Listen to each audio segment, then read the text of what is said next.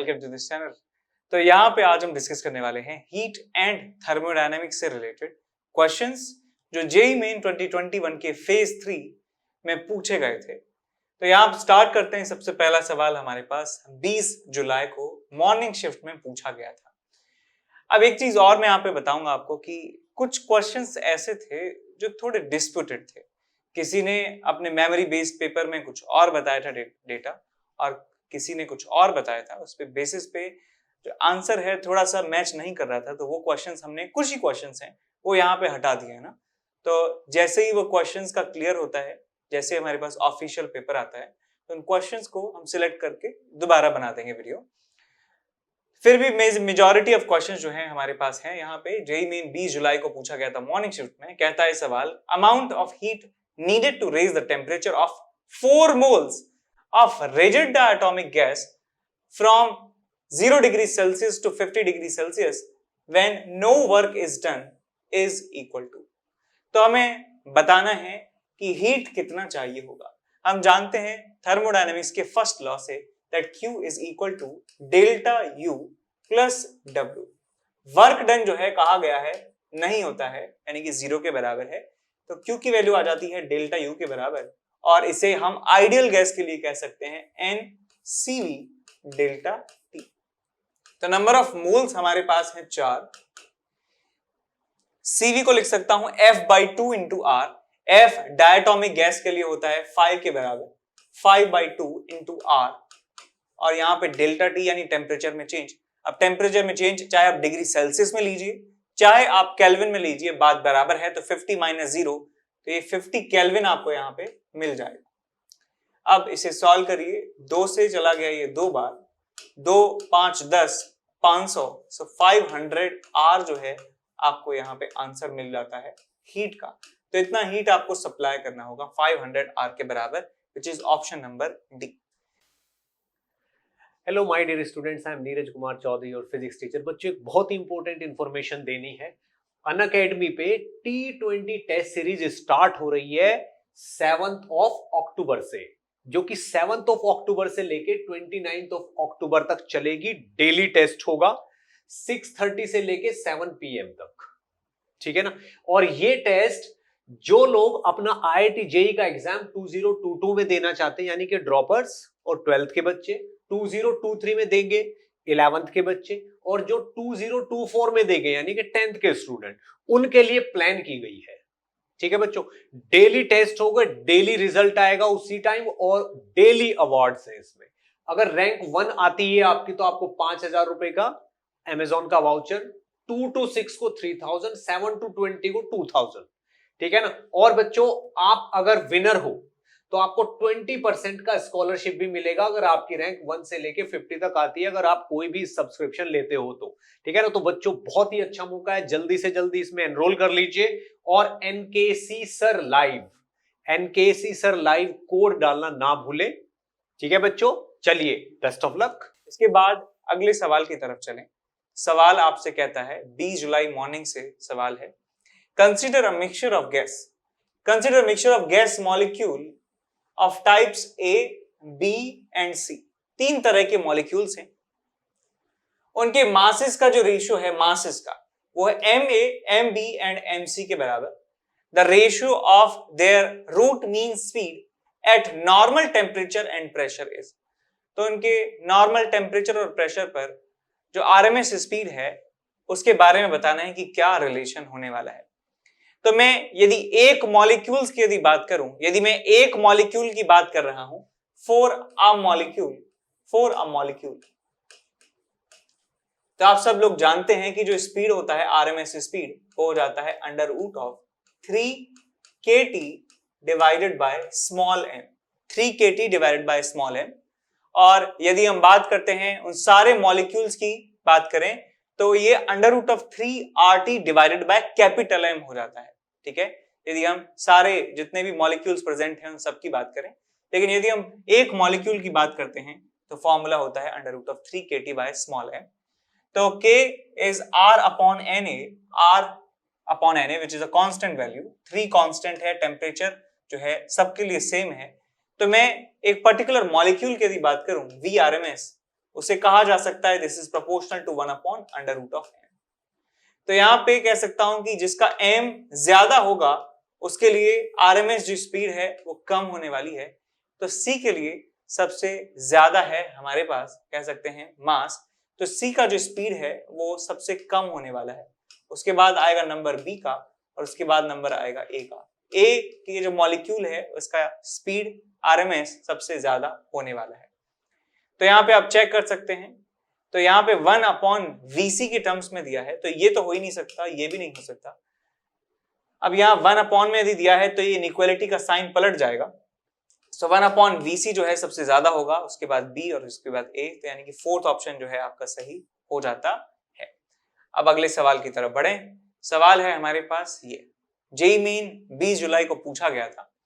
In the reported figure, the heat energy absorbed by a system in going through a cyclic process. Cyclic process में आपसे पूछा गया है कि कितना हीट एब्जॉर्ब किया गया है इस सिस्टम के द्वारा। तो इसे निकालने के लिए क्या करना है हमें कि हम जब भी हमें एक ऐसा शेप दिया है तो इसे हमेशा एलिप्स मान के चलिए, क्योंकि कभी कभी क्या होता है कि ये वाला जो डायमीटर है, ये वाला जो एंड टू एंड डिस्टेंस है और ये वाला एंड टू एंड डिस्टेंस है वो अलग अलग हो जाता है और हम इस बात को ध्यान ही नहीं दे पाते हैं और हमारा आंसर गलत आ जाता है, बिकॉज हम एरिया को पाई आर स्क्वायर लिखते हैं, लेकिन कायदे से लिखना चाहिए पाई ए बी के बराबर। तो यहाँ पे हम देख सकते हैं कि ये वाली जो डिस्टेंस है ये 20 है, ये वाली डिस्टेंस भी 20 है, इसका मतलब ये परफेक्ट सर्कल है और इस सर्कल का एरिया जो है हमें वर्क डन देने वाला है। तो इस साइक्लिक प्रोसेस में वर्क डन कितना हो जाएगा, एरिया के बराबर। एरिया हो जाएगा हमारे पास पाई आर स्क्वायर, तो आ जाएगा आपके पास पाई इंटू रेडियस कितना है आपके पास 10 का स्क्वायर, सो इट्स 100 पाई। आपको ये वर्क मिल गया है। हम एक बात जानते हैं कि साइक्लिक प्रोसेस में कोई ये जो गैस है, सिस्टम है, वो एक पॉइंट से चलकर वापस उसी पॉइंट पर आ जाता है। तो मैं कह सकता हूं स्टेट जो है सिस्टम की वो सेम हो चुकी है, इनिशियल और फाइनल सेम स्टेट पर है जो हमारा सिस्टम है। तो डेल्टा यू जो है वो 0 हो जाता है because it's a state function. तो डेल्टा यू 0, W की वैल्यू 100 पाई, तो मैं यहाँ पे निकाल सकता हूँ थर्मोडायनेमिक्स के फर्स्ट लॉ से डेल्टा यू प्लस W। तो यहाँ ये डेल्टा यू 0 हो जाएगा, Q की वैल्यू आ जाएगी W के बराबर, W कितना है 100 पाई के बराबर, तो आंसर हमारा कितना आएगा 100 पाई जूल के बराबर। Answer will be 100 pi joule. अगले सवाल की तरफ बढ़े। सवाल हमारे पास है 20 जुलाई इवनिंग शिफ्ट में पूछा गया था, which of the following graphs represent behavior of an ideal gas? Symbols have their usual meaning. Usual meaning है symbols का, आपको बताना है कौन सा ग्राफ सबसे बेस्ट है। ग्राफ पूछा गया है पीवी और टेम्परेचर के साथ में, पीवी वर्सेस टेम्परेचर। तो हम आइडियल गैस के लिए जानते हैं कि nRT होता है पीवी की वैल्यू। यदि इसको मान लेते हैं मैं y के बराबर मान लूं और इसको मान लेता हूं मैं x के बराबर, तो n और r जो है वो कांस्टेंट है।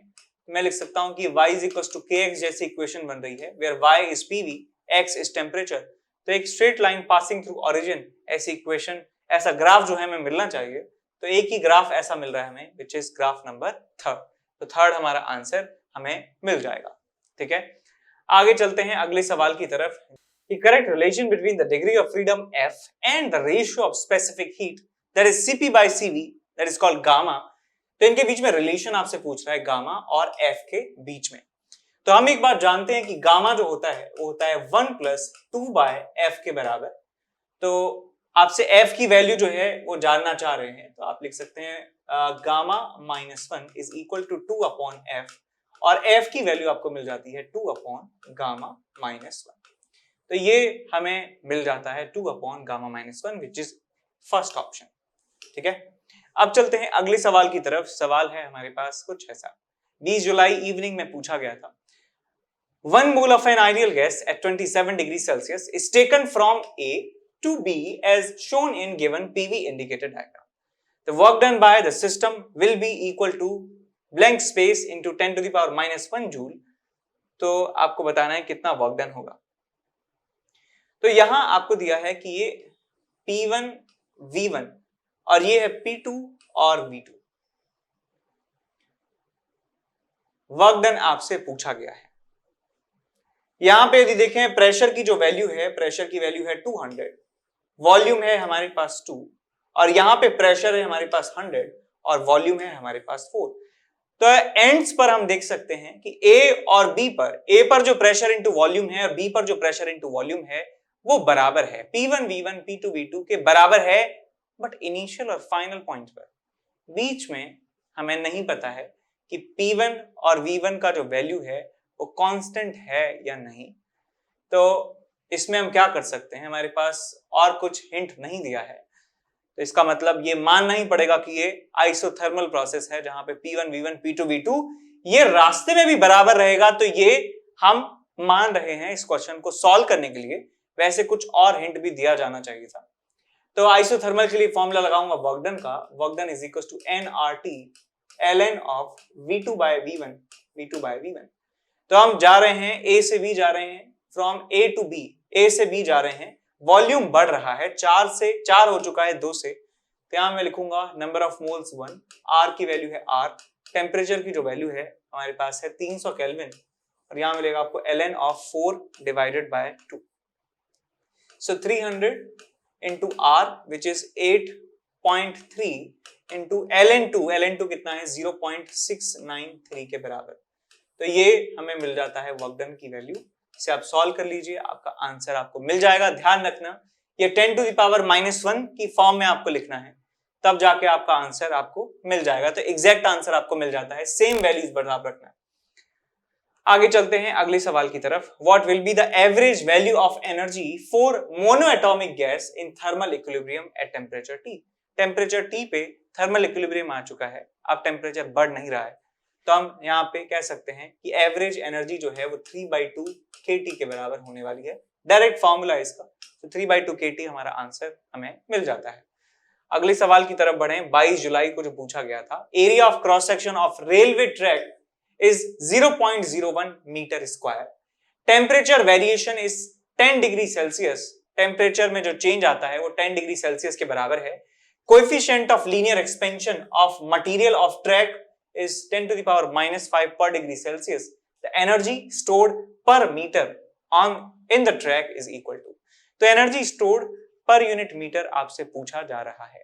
तो हम एक बात जानते हैं कि एनर्जी डेंसिटी का फॉर्मूला हमें पता है। एनर्जी डेंसिटी होता है हमारे पास half into stress into strain, stress into strain, ये होता है हमारे पास एनर्जी डेंसिटी, या इसको लिख सकते हैं energy upon area into length. ये हो जाएगा हमारे पास एक रॉड के लिए energy density, energy upon area into length. अब यदि मैं एरिया को यहां ले जाता हूं तो मुझे एनर्जी टोटल एनर्जी पर यूनिट लेंथ जो है पता चल जाती है, which is equal to half into stress into strain into area. ये आपको आंसर मिल जाने वाला है। सारी वैल्यूज यहां पे पुट कर दीजिए तो आपको मिलेगा हाफ स्ट्रेस। स्ट्रेस होता है फोर्स अपॉन एरिया, और स्ट्रेस को लिखा जा सकता है y into strain. y into strain में ऐसे लिखूंगा, स्ट्रेन को लिख रहा हूं मैं एप्सिलॉन, और स्ट्रेन फिर से आ गया है तो एप्सिलॉन स्क्वायर इंटू एरिया को लिख दिया मैंने a। Half into Young's modulus 10 to the power 11 into epsilon square. Epsilon क्या होता है? Delta L by L, delta L by L. और डेल्टा एल को मैं लिख सकता हूं कि यदि लेंथ ओरिजिनल एल थी, टेम्परेचर डेल्टा टी के बराबर चेंज किया, so L alpha delta T बन जाएगा डेल्टा एल की वैल्यू। नीचे आपके पास एल दिया ही हुआ है, तो आपको स्ट्रेन मिल जाती है अल्फा डेल्टा टी के बराबर। So that means alpha square delta T square, alpha square की वैल्यू है 10 to the power -10 into delta T square, वो कितना आ जाएगा आपके पास 100, और इंटू एरिया, एरिया कितना आ जाएगा 10 to the power -2। आपको यहां से मिलता है आंसर, ये 10 to the power 2 है, 10 to the power -2 cancel out हो गया, यहां बचा आपके पास 10/2 इज 5, तो 5 आपको यहां पे आंसर मिलेगा जूल पर मीटर। ठीक, अब आगे बढ़ जाते हैं अगले सवाल की तरफ। जेईई मेन 22 जुलाई को पूछा गया था, 5 मिनट में बॉडी कूल हो जाती है from 75 to 65 degree Celsius at room temperature of 25 degree Celsius. The temperature of body at the end of next 5 minutes. 5 minute के बाद बॉडी का टेम्परेचर कितना हो जाएगा? तो ये एक न्यूटन्स लॉ ऑफ कूलिंग का सवाल आपसे पूछा गया है। देखिए कैसे हम इसे सॉल्व करते हैं। हमारे पास फॉर्मूला होता है न्यूटन्स लॉ ऑफ कूलिंग का। देखिए न्यूटन्स लॉ ऑफ कूलिंग, ये फॉर्मूला सबको याद होना चाहिए। क्या है formula? That T1 - T2 divided by 2। क्या लिख दिया मैंने, T1 minus T2 divided by T, ये delta T by T is equal to some constant, और यहां आता है T1 plus T2 by 2 minus TS। ये फॉर्मूला जो है आपको याद रखना है। ये initial temperature minus final temperature divided by time taken is equal to K into initial और फाइनल टेम्परेचर का एवरेज का mean T1 plus T2 by 2 minus हमारे पास है TS, माइनस है हमारे पास TS टेम्परेचर ऑफ सराउंडिंग। तो यहां आपको मिल जाएगा 75 और 65, कितना आ जाएगा आपके पास 10 डिवाइडेड बाय टाइम कितना है हमारे पास 5 minute is equals to K, और इसका एवरेज कितना आ जाएगा, मीन मतलब 75 और 65 का 75 और ये आपके पास हो गया 80, 140 70 minus temperature of surrounding which is 25। और दूसरे वाले केस के लिए भी मैं सेम इक्वेशन लिखने वाला हूं कि टेम्परेचर 5 मिनट के बाद कितना रह जाएगा, तो यानी कि 65 से कितना और गिर जाएगा, तो 65 minus temperature let's say T के बराबर हो चुका है, टाइम है 5 minute is equals to K, ये सेम रहने वाला है, एवरेज इनिशियल और फाइनल टेम्परेचर का यानी कि 65 plus T divided by 2 minus surrounding का टेम्परेचर अब भी बराबर है। अब इन दोनों इक्वेशंस को आप क्या करिए, इनको डिवाइड कर दीजिए, इक्वेशन नंबर 1 और 2 को डिवाइड कर दीजिए, तो आपको ये मिल जाएगा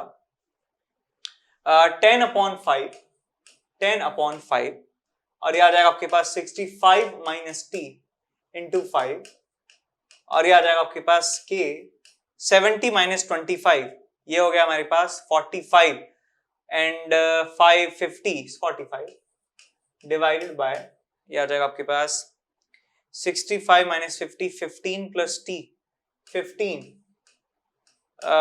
एंड प्लस T, और ऊपर पहुंच जाएगा आपके पास 2, K यहाँ पे लगाई हुआ है, K से K चला जाता है और 5 से 5 चला गया, और आपको मिल जाएगा 150 plus 10T is equal to 90 into 65 minus T। तो यहाँ देख लीजिए कितना आ जाएगा, 150 plus 10T is equal to 0 5 4 58 5850 minus 90T और 10T जो है वो 100T बन जाएगा, 100T इज इक्वल टू 5850 और ये 5700 बन जाएगा। तो यहाँ से T की वैल्यू आपको मिल जाती है 57 के बराबर, तो हमारा आंसर भी कितना आ जाएगा 57 के बराबर डिग्री सेल्सियस में, तो आंसर विल बी 57।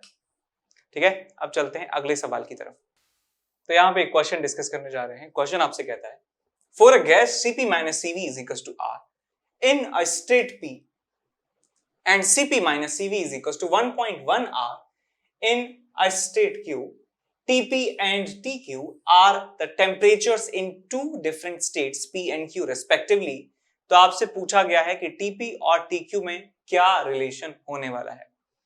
तो एक बात मैं जानता हूं कि Cp और Cv में का जो डिफरेंस है R के बराबर, इसे मेयर्स इक्वेशन कहते हैं, और ये एक आइडियल गैस के लिए फॉलो होता है। आइडियल गैस के लिए हम ये लिख सकते हैं कि Cp माइनस Cv जो है R के बराबर है, और Cp माइनस Cv R के बराबर नहीं है, इसका मतलब वो आइडियल गैस नहीं है, वो रियल गैस है, आइडियल गैस नहीं है। Cp minus Cv is equals to 1.1 into R। तो यहाँ पे टेम्परेचर यदि Tp है और यहाँ पे टेम्परेचर यदि Tq है, तो बताना है कि Tp Tq में क्या अंतर है। हम ये बात जानते हैं कि real gas high temperature low pressure पर काम करती है एक आइडियल गैस जैसा। तो यदि इस गैस को बहुत ज्यादा हीट किया होगा लो प्रेशर के साथ, तो ये आइडियल गैस की तरह बिहेव कर रही होगी। इसका मतलब टेम्परेचर बढ़ चुका है यहाँ पर, तो temperature in state P is greater than temperature in state Q। तो ये फोर्थ ऑप्शन जो है हमारा सही हो जाता है। अगले सवाल की बात करें तो ये सवाल है 25 जुलाई मॉर्निंग शिफ्ट में पूछा गया था। अ mono atomic ideal gas initially at temperature T1 is enclosed in cylinder fitted with a frictionless piston। तो पिस्टन में गैस भर दी जाती है और गैस का नेचर मोनो एटॉमिक है, टेम्परेचर उसका T1 है, फ्रिक्शनलेस पिस्टन है। Gas is allowed to expand adiabatically at a temperature T2 by releasing the piston suddenly। Piston को सडनली रिलीज कर दिया जाता है तो टेम्परेचर T2 उसका हो जाता है, सडन रिलीज हो रहे हैं, इसका मतलब एडियाबेटिक प्रोसेस है ये। L1 and L2 are the length of the gas column before and after the expansion respectively, then the value of T1 by T2 is equal to। तो यहाँ देखिए हमारे पास इस तरीके से एक पिस्टन है और ये सिलेंडर है और सिलेंडर में पिस्टन इस तरीके से लगा हुआ है पहले, और एक कॉलम की जो लेंथ है ये L1 के बराबर है, तो ये एरिया जो है ये A के बराबर है, ठीक है। टेम्परेचर इसका T1 के बराबर है। अब सडनली इसे एक्सपेंड कर दिया जाता है लाइक दिस, और सडन एक्सपेंशन करने से इस एयर कॉलम की जो लेंथ है वो L2 के बराबर हो जाती है और टेम्परेचर हो जाता है T2 के बराबर। तो मैं यहाँ लेंथ से बात बता सकता हूं, यदि area of cross section A के बराबर मान लूं तो इनिशियल वॉल्यूम हमारे पास है A इंटू L1 और फाइनल वॉल्यूम हमारे पास हो जाएगा A इंटू L2। टेम्परेचर हमारे पास है T1, टेम्परेचर हमारे पास है T2।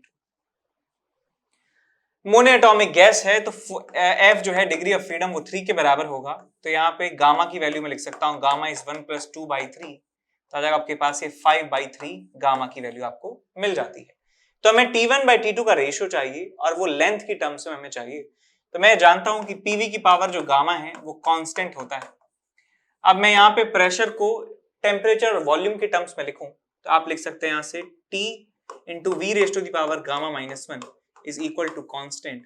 तो मैं इनिशियल और फाइनल कंडीशन के लिए लिख सकता हूं कि टेम्परेचर इनिशियल T1 और volume initial which is A into L1 into gamma -1, gamma हमारे पास है 5/3, -1 करेंगे तो कितना आ जाएगा 2/3, तो आ जाएगा आपके पास ये 2/3 is equal to T2 into final volume is A into L2⁻² 2/3। A से A चला जाता है, आपको यहाँ पे मिलेगा T1/T2 is equal to L2/L1⁻²⁵। तो आंसर देखिए L2/L1 होना चाहिए और पावर जो है 2/3 होनी चाहिए, यानी कि बी ऑप्शन हमारा आंसर होना चाहिए।